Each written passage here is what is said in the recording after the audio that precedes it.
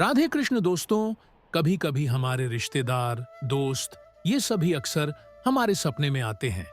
वो सपने में कोई बात तो नहीं करते हैं, पर हम उन्हें कष्ट में, हालत में देखते हैं। तो मित्रों, ये स्वप्न तीन प्रकार के लिए होते हैं। एक होता है जिनसे हमारा मानसिक संबंध रहा है, बिना किसी कारण क्यों कल्पनात्मक उनके दर्श उपस्थित करना। दूसरा होता है जिनका कोई अस्तित्व तो नहीं है, ऐसा स्वप्न आना स्वाभाविक है।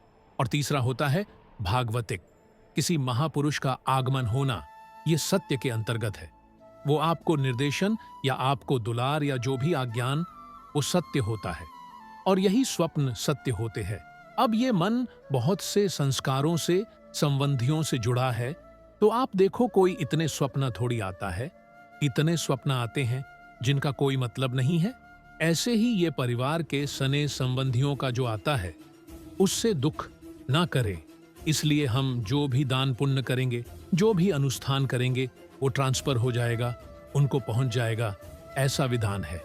जैसे पिंडदान किया जाता है कि वो पिंडदान करने वाला तू कोई हो, वो उनको पहुंच जाता है। तो आप अपने पूर्वजों के लिए ये उपाय जरूर करें।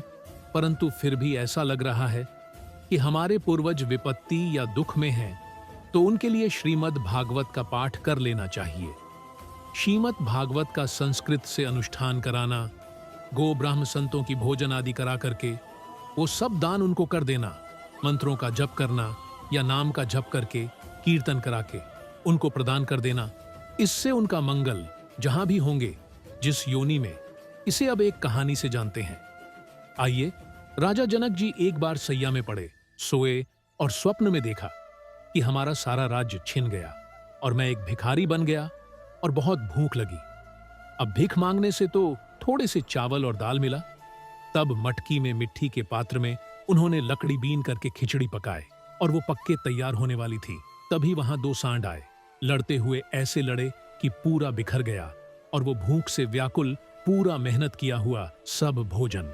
और तब आंख खुली, वो नींद से उठ गए। तब महाराज जनक का सैया से गिरे। अब आगे वो सभा में आए और जनक जी से बात के। जनक जी ने पूछा कि ये स्वप्न सत्य तो नहीं होने वाला ना? तब जवाब मिला, सत्य हरि भजन जगत, सब सपना। सपना तो सपना है, जागृत भी सपना है, सत्य हरि नाम है। तो आप यह समझ ले, ज्यादा उस पर विचार मत कीजिए। यदि आपके अंदर ऐसा भाव आता है, धन आपके पास है, तो ऐसी कुछ सेवा, दान, पुण्य करके, कहीं ऐसे जिसे गौ सेवा है, गौ को चारा पवा दिया, कहीं साधु महात्मा को किसी एक को भी भोजन पवा दिया, और वो कहीं भागवत हो रही। इसलिए ज्यादा स्वप्न का विचार ना करे, यह स्वाभाविक है। ये व्यर्थ में फंसो मत। अगर स्वप्निक विचारों मालों से बात करोगे तो आपको फंसा देंगे। कुछ नहीं है। जब जागृत स्वप्न है तो फिर स्वप्न तो स्वप्न ही है। भगवान शंकर कह रहे हैं, उमा काहूं मैं अनुभव अपला, अनुभव अपला, सत अरिबाजर जगत सरसपला। समझ रहे हैं ना आप? राधे राधे। शुभम भवतु कल्याण मोस्तु।